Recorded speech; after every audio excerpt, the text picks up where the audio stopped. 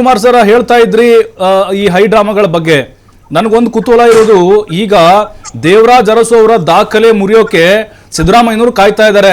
ಅದರ ಜೊತೆಗೆ ಅದಾದ ಮೇಲೆ ಅವಧಿ ಮುಗಿದ ಮೇಲೆ ಅವರಾಗೆ ಬಿಟ್ಕೊಡ್ತಾರೆ. ಅವಾಗ ಡಿ ಕೆ ಶಿವಕುಮಾರ್ ಅವರು ಸಿಎಂ ಆಗುವಂತ ಒಂದು ಸಮಯ ಬರುತ್ತೆ, ಅಥವಾ ಇದು ಸಂಕ್ರಾಂತಿ ಆದ್ಮೇಲೆ ಯುಗಾದಿ ಟೈಮ್ ತಗೊಂಡು ಅಲ್ಲಿಗೆ ಪಟ್ಟವನ್ನ ಕಟ್ಟಬೇಕು ಅಂತ ತಯಾರಿ ನಡೀತಾ ಇದೆ ಅಂತೆ. ಅಂದ್ರೆ ಈ ಟೈಮ್ ನಲ್ಲಿ ಅವ್ರು ಮನವೊಲಿಸುವಂತ ಕೆಲಸ ಆಗುತ್ತಾ ಅಂತ 5-6 ತಿಂಗಳಲ್ಲಿ? ಈಗ ಪರಿಸ್ಥಿತಿ ಏನಾಗಿದೆ ಅಂದ್ರೆ 2 ಸೆಷನ್ ಇರೋದು ಒಂದು, ಹೌದು, 3ನೇದು SIR ಇರೋದು ಒಂದು, ತಕ್ಷಣದಲ್ಲೇ ಎಲೆಕ್ಷನ್ ಬರ್ತಾ ಇದೆ 2 ತಮಿಳುನಾಡಲ್ಲಿ, ಕೇರಳಲ್ಲಿ. ಈ ದೃಷ್ಟಿಗಳು ಅವ್ರ ಮೇಲಿದೆ. 2ನೇದು ಈ 17ನೇ ಬಜೆಟ್ ಪ್ರೆಸೆಂಟ್ ಮಾಡಬೇಕು ಯಾರು, ಸನ್ಮಾನ್ಯ ಸಿದ್ದರಾಮಯ್ಯನವರು. ಹೌದು, ಅದು ರೆಕಾರ್ಡ್ ಆಗುತ್ತೆ ದೇಶದಲ್ಲಿ. ಅದಕ್ಕೋಸ್ಕರ ಅದು ಮಾರ್ಚ್ವರೆಗೂ ಇವರಿಗೆ ಬಜೆಟ್ ಪ್ರೆಸೆಂಟ್ ಮಾಡೋವರೆಗೂ ಟೈಮ್ ಕೊಡ್ತಾರಾ, ಅಥವಾ ಅದಾದ್ಮೇಲೆ ಸಿದ್ದರಾಮಯ್ಯನೇ ಮುಂದುವರಿಸೋದಕ್ಕೆ ವಿಚಾರ ಮಾಡ್ತಾರ ಅನ್ನೋದು ಹೈಕಮಾಂಡ್ ಸೇರಿದ ವಿಷಯ. ಯಾವುದೇ ಕಾರಣಕ್ಕೂ ಅವರು ದಿಢೀರಂತ ನಿರ್ಧಾರ ತಗೊಳಕ್ ಸಾಧ್ಯ ಇಲ್ಲ. ಸಿದ್ದರಾಮಯ್ಯನವ್ರನ್ನ ನಾಳೆ ಬದಲಾಯಿಸ್ಬಿಡ್ತೀವಿ ಅಂತ ಹೇಳಿದ್ರೆ ದುಷ್ಪರಿಣಾಮಗಳು ಏನೇನಾಗತ್ತೆ ಅಂತ ಕಾಂಗ್ರೆಸ್ಗೆ ಈಗಾಗಲೇ ವರದಿ ಹೋಗಿದೆ. ಸಾಮಾನ್ಯ ಜನರಿಂದ ಹಿಡಿದು ಅವರ ರಚಿಸಿದ ತಂಡದವರೆಗೂ ಇನ್ಫಾರ್ಮೇಶನ್ ಹೋಗಿದೆ. ಏನಂತ ಅಂದ್ರೆ ಸಿದ್ದರಾಮಯ್ಯನವ್ರನ್ನ ದಿಢೀರಂತೆ ತೆಗೆದ್ರೆ ರಾಜ್ಯದಲ್ಲಿ ವಿಕೋಪಕ್ಕೆ ಹೋಗುತ್ತೆ ರಾಜಕೀಯದ ಪರಿಸ್ಥಿತಿ. 2ನೇದು ಸರ್ಕಾರ ಜಾಸ್ತಿ ದಿವಸ ಇರಲ್ಲ ಅನ್ನೋ ಸಂದೇಶಗಳು ಕೂಡ ಹೋಗಿರೋದ್ರಿಂದ ಯಾವುದೇ ದಿಢೀರ್ ನಿರ್ಧಾರ ತಗೊಳೋದಕ್ಕೆ ಸಾಧ್ಯ ಇಲ್ಲ. ಮೊದಲನೇದು. 2ನೇದು ಶಿವಕುಮಾರ್ಗೆ ಖಂಡಿತ ಅವ್ರಿಗೆ ಅವಕಾಶ ಕೊಡಬೇಕು, ಆದ್ರೆ ಈಗಲೇ ಯಾಕೆ ಅನ್ನೋದು ಜನರ ಪ್ರಶ್ನೆ. ಈಗ ನಿಮಗೆ 28ರಲ್ಲಿ ಚುನಾವಣೆ ಇದೆ ಅಂತ ನಿಮಗೆ ಗೊತ್ತು, ಆಗ್ಲೇ ಯಾಕೆ ಕೊಡಬಾರ್ದು ಅಂತ ಜನ ಕೇಳ್ತಾರೆ. ಅಷ್ಟೊಲ್ಲ 5 ವರ್ಷ ಟರ್ಮ್ ಕಂಪ್ಲೀಟ್ ಆಗಿರುತ್ತೆ ಅಂತ ಕಾಂಗ್ರೆಸ್ ಪಾರ್ಟಿಯವರೇ ಮಾತಾಡ್ತಾರೆ. 5 ವರ್ಷ ಬಿಟ್ಟು ಬಿಡಿ, ಯಾತಕ್ಕೆ ಅಹಿಂದಾದಿದ್ದೇಳತ್ತೆ, ಆ ಕಡೆ ಪಾರ್ಟಿಯವರು ನಮಗೆ ದಾಳಿ ಮಾಡ್ತಾರೆ, ಯಾಕೆ ಬೇಕು ಇವೆಲ್ಲ ಅಂತ ಹೇಳ್ತಾರೆ. ಅಲ್ಲ, ಸತೀಶ್ ಜಾರಕಿಹೊಳಿ ಆಲ್ರೆಡಿ ಕ್ಲೇಮ್ ಮಾಡಿಬಿಟ್ಟಿದಾರಲ್ಲ ಸರ್ 28ಕ್ಕೆ. ಸೊ ಹಾಗಾಗಿ ಭಯ ಇರ್ಬೋದು ಅಂತ ಡಿ ಕೆ ಶಿವಕುಮಾರ್ ಅವ್ರಿಗೆ. ಖಂಡಿತ ಅವ್ರಿಗೂ ಭಯ ಇದೆ. ಯಾಕೆ ಅಂತಂದ್ರೆ ಈಗ ಆಗಿರೋ ಪರಿಸ್ಥಿತಿಗಳಿಂದ ರಾಜ್ಯ ಸರ್ಕಾರದಲ್ಲಿ ಮುಂದೆ ಬರ್ತೀವೋ ಎಲ್ಲೋ ಅನ್ನೋದು. ಯಾಕಂದ್ರೆ ಬಿಹಾರದಾಗಿದೆ, ಎಲ್ಲ ಕಣ್ಮುಂದೆ ಇದೆಯಲ್ಲ. ಆಮೇಲೆ ಬಿಜೆಪಿ ಅವ್ರದ್ದು ಒತ್ತಡ ಎಷ್ಟಿದೆ ದೇಶದಲ್ಲಿ, ಕರ್ನಾಟಕದ ಮೇಲೆ ಅದ್ರ ಪರಿಣಾಮಗಳು ಏನಾಗಬಹುದು, ಇವೆಲ್ಲಾನು ಅವ್ರ ಗಮನದಲ್ಲಿ ಇರುತ್ತೆ. ಆದ್ರೂನು ಯಾವತ್ತು failure is A stepping stone for success ಅಂತ ಹೇಳ್ತಾರೆ ಇಂಗ್ಲಿಷ್ ನಲ್ಲಿ. ಹಾಗೆ ಶಿವಕುಮಾರ್ ಮನಸ್ಸಲ್ಲಿ ಬರ್ಬೋದು, ಅವ್ರಿಗೂ ಅವಕಾಶ ಸಿಗುತ್ತೆ ಅನ್ನೋ ನಂಬಿಕೆ ಇರುತ್ತೆ. ಹಾಗಂತ ಅಂದ್ಬಿಟ್ಟು ಒಂದು ಸದೃಢವಾದ ಸರ್ಕಾರನ ಕೆಡವಿ ನಾನು ಅಧಿಕಾರಕ್ಕೆ ಬರ್ತೀನಿ ಅಂತಂದ್ರೆ ಅದು ಪಾರ್ಟಿಗೆ ಮಾಡ್ತಕ್ಕಂಥ ಒಂದು ತೊಂದರೆ ಅಂತಾನೆ ನನ್ನ ಮನಸ್ಸಿಗೆ ಅನ್ಸುತ್ತೆ. Correct sir. ಬರ್ತೀನಿ ಮತ್ತೆ. ಲೋಹಿತ್ ಅವರೇ, ಇವತ್ತಿನ ಮೀಟಿಂಗ್ ಏನಿದ್ದಾರೆ, ಇಬ್ಬರು ನಾಯಕರು ಒಟ್ಟಿಗೆ ಸೇರಿದ್ರ ಹಿಂದೆ ಬಿಜೆಪಿ ಕೂಡ ಕಾರಣ ಅಂತ ಹೇಳ್ತಿದ್ದಾರೆ. ಅಂದರೆ ಈಗ ಅವಿಶ್ವಾಸ ನಿರ್ಣಯ ಮಂಡನೆಗೆ ತಾವು ಪ್ಲಾನ್ ಮಾಡಿದ್ರಿ ಅಂದರೆ ಬೆಳಗಾವಿ ಅಧಿವೇಶನದಲ್ಲಿ, ಹಾಗಾಗಿ ಅದು ಕಾಂಗ್ರೆಸ್ಗೆ ಮುಜುಗರ ಆಗುತ್ತೆ ಅನ್ನುವಂಥ ನಿಟ್ಟಿನಲ್ಲಿ ಈ ಒಂದು ಪ್ಲಾನ್ ಮಾಡಿದ್ರು ಅಂತೇಳಿ ಕಾಂಗ್ರೆಸ್ ನಾಯಕರು ಒಂದು ಚರ್ಚೆ ನಡೀತಾ ಇದೆ. ನೀವು ಕಾರಣ ಅಂತ ಬಿಜೆಪಿ ನಾಯಕರು? ಇಲ್ಲ, ನಾವು ಆ ರೀತಿ, ಯಾಕಂದರೆ ಅವರಿಗೆ ಇದಿದೆ, ಮೆಜಾರಿಟಿ ಚೆನ್ನಾಗಿದೆ, 141 ಇದೆ. ಸೊ ಹಂಗಾಗಿ ನಾವು ಅದು ಯಾವುದೇ ರೀತಿ ಪ್ರಯತ್ನ ಮಾಡಿಲ್ಲ. ಬಟ್ ಅವರಿಗೆ ಆತಂಕ ಇತ್ತು, ಯಾಕಂದರೆ ಅವರಲ್ಲಿ ಭಿನ್ನಾಭಿಪ್ರಾಯ ಆಮೇಲೆ ಬಣಗಳ ರಾಜಕಾರಣ ಆಗಿ ಅವರಲ್ಲೇ ಹೊಡೆದು 2 ಅಲ್ಲ 3-4 ಭಾಗ ಆಗೋಂಥ ಎಲ್ಲ ಸಾಧ್ಯತೆ ಇತ್ತು. ಹಂಗಾಗಿ ಮುಖ್ಯಮಂತ್ರಿಗಳು ಇವತ್ತು ಪ್ರೆಸ್ ಮೀಟಲ್ಲೂ ಉಲ್ಲೇಖ ಮಾಡಿದ್ದಾರೆ. 66 ಬಿಜೆಪಿ, 19 JDS, ಇವರೆಲ್ಲ ಸೇರ್ಕೊಂಡ್ರೆ 82 ಆಗುತ್ತೆ ಅನ್ನೋ ಲೆಕ್ಕಕ್ಕೆ ಅವರೇ ಆಂತರಿಕವಾಗಿ ಒಂದು ರೀತಿ ಆತಂಕ ವ್ಯಕ್ತಪಡಿಸಿದ್ದಾರೆ. ಸೊ ಇದು ಏನು ಇವತ್ತು ಬೆಳಗ್ಗೆ ಕದನ ವಿರಾಮ ಆಗಿದೆ, ಇದು ಮುಂದಿನ ದಿನಗಳಲ್ಲಿ ಇದೇನು ಈ ಸರ್ಕಾರ ಗಟ್ಟಿಯಾಗಿ ಉಳಿಯೋದು ಕಷ್ಟ ಇದೆ. ಯಾಕಂದರೆ ಇವರು ಆಂತರಿಕವಾಗಿ ಭಾರಿ ದೊಡ್ಡ ಒಂದು ಅಸಮಾಧಾನ ಭುಗಿಲೆದ್ದಿದೆ. ಈ ದೃಷ್ಟಿನಲ್ಲಿ ಇದು ಸುದೀರ್ಘವಾಗಿ ಇದು ಪರಿಪೂರ್ಣ ಸರ್ಕಾರ ಮಾಡೋದು ಕಷ್ಟ ಇದೆ.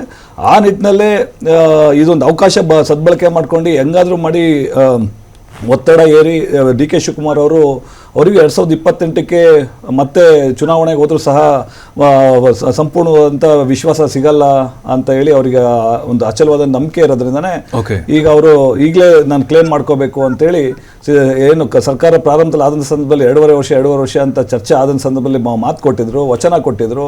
ಇವತ್ತು ಅದು ವಚನ ಒಂದು ರೀತಿ ಮುರಿತಾ ಇದ್ದಾರೆ ಯಾರು, ಸಿದ್ದರಾಮಯ್ಯ ಅವರು ವಚನ ಭ್ರಷ್ಟತೆ ನಿರ್ಮಾಣ ಮಾಡ್ತಿದ್ದಾರೆ. ಆಮೇಲೆ ವಿಶೇಷವಾಗಿ ಇದು ಅವಕಾಶವಾದಿ ರಾಜಕಾರಣಿ ಯಾರು ಸಿದ್ದರಾಮಯ್ಯ. ಹೆಂಗೆ ಅಂತಂದ್ರೆ ನೋಡಿ, ಈಗ 2.5 ವರ್ಷ ಆಯ್ತಾ, ಹೆಂಗಾದ್ರೂ ಮಾಡಿ ಈಗ ಹಿರಿಯರು ಅಲ್ಲಿ ಪತ್ರಕರ್ತರು ಹೇಳ್ದಂಗೆ ಈಗ ಸದನ ಇದೆ, ಅಧಿವೇಶನ ಇದೆ. ಅಧಿವೇಶನ ಆದ್ಮೇಲೆ ನೆಕ್ಸ್ಟ್ ಸಂಕ್ರಾಂತಿ, ಆಮೇಲೆ ಇದು ಇದು ಧನುರ್ಮಾಸ, ಅದೆಲ್ಲ ಆದ್ಮೇಲೆ ಸಂಕ್ರಾಂತಿ ಎಲ್ಲ ಆದ್ಮೇಲೆ ಇದು ಬಡ್ಜೆಟ್ ಆಗುತ್ತೆ. ಬಡ್ಜೆಟ್ ಆದ್ಮೇಲೆ ಇದು ಚುನಾವಣೆಗಳು ಇವತ್ತು ಪ್ರೆಸ್ ಮೀಟಲ್ಲಿ ಹೇಳಿದ್ದಾರೆ, ಗ್ರಾಮ ಪಂಚಾಯತಿ ಎಲೆಕ್ಷನ್ನು ತಳಮಟ್ಟದಿಂದ ಸಹ ಇದು ಪಕ್ಷ ಕಟ್ಟೋದಕ್ಕೆ ಇವೆಲ್ಲ ಪೂರಕವಾಗುತ್ತೆ ಅಂತೇಳಿ ಗ್ರಾಮ ಪಂಚಾಯತಿ, ಜಿಲ್ಲಾ ಪಂಚಾಯತಿ, ತಾಲೂಕ್ ಪಂಚಾಯತಿ, ಆಮೇಲೆ ಜೊತೆನಲ್ಲಿ ಇದು ಪರಿಷತ್ ಚುನಾವಣೆಗಳು ಇವೆಲ್ಲ ನಿರಂತರವಾಗಿ GBA ಚುನಾವಣೆ ಇವೆಲ್ಲ ಇರೋದ್ರಿಂದ ಅಂದ್ರೆ ನಿಮ್ ಪ್ರಕಾರ ಅವಕಾಶ ಸಿದ್ದರಾಮಯ್ಯನವರು ನಿಮ್ ಪ್ರಕಾರ ಜೊತೆನಲ್ಲಿ ಈಗ ಏನ್ ಮಾಡ್ತಾರೆ ಗೊತ್ತಾ, ನಿಮ್ ಪ್ರಕಾರ ಸಿದ್ದರಾಮಯ್ಯನವರು ಅಧಿಕಾರ ದಾಹಿ 100%. ಒಂದ್ ನಿಮಿಷ ಅದನ್ನ ಹೇಳ್ಬಿಡ್ತೀನಿ. ಸ್ವಾರ್ಥ ರಾಜಕಾರಣಿ, ಅಧಿಕಾರ ದಾಹಿ. ಈಗ ಏನ್ ಮಾಡ್ತಾರೆ, ಸಚಿವ ಸಂಪುಟ ಪುನರ್ರಚನೆ ಮಾಡೋದಕ್ಕೆ ಅವಕಾಶ ಕೇಳ್ತಿದ್ದಾರೆ.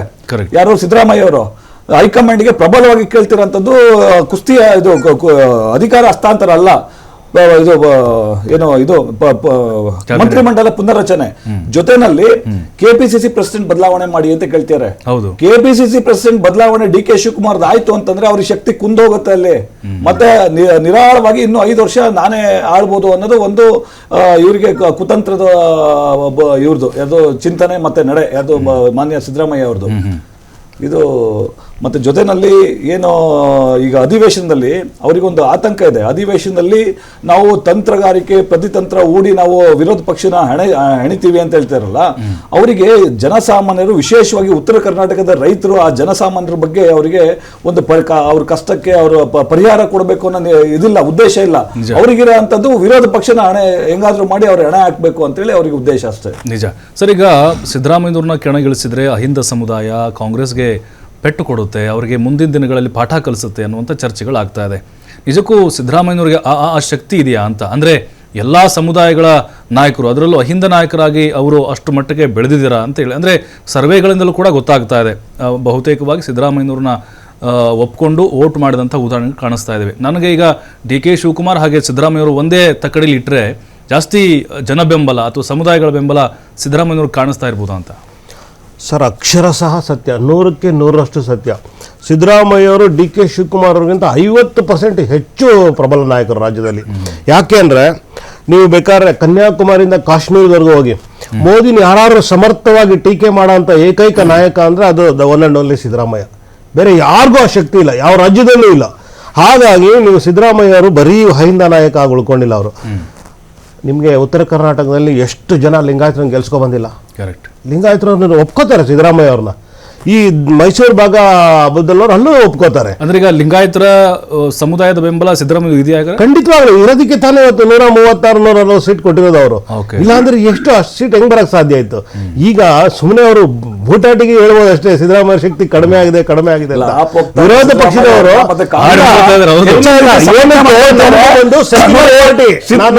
ಸಿದ್ದರಾಮಯ್ಯ ಅವರು ಅಷ್ಟೊಂದು ತಾಕತ್ತು ದಮ್ಮ ಇದ್ದಿದ್ರೆ 2018ರಲ್ಲಿ ಪ್ರೂವ್ ಮಾಡ್ಬೇಕಿತ್ತು. ಆಯ್ತಾ? ಇಲ್ಲ, ಇವರು ಕ್ಷೇತ್ರನೇ ಇಲ್ಲ ಅವರಿಗೆ. ಅವ್ರ ಮಗನ ಕ್ಷೇತ್ರ ಕಿತ್ಕೊಂಡ್ರು ಅವರು.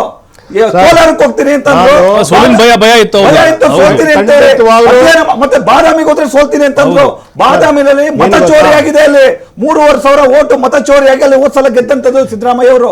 ಈ ಸಲ ಕೋಲಾರದಲ್ಲಿ ನಿಂತ್ಕೊಳ್ಳೋದು, ಟಿ ನರಸೀಪುರದಲ್ಲಿ ಅಲ್ಲ ಇದ್ರಲ್ಲಿ ನಿಂತ್ಕೊಳ್ಳೋದು ಅಂತೇಳಿ ಸರ್ ಬರ್ತೀನಿ. ಒಂದು ಬ್ರೇಕ್, ಮೋದಿ ಜೊತೆ ಕಂಪೇರ್ ಮಾಡ್ತೀನಿ.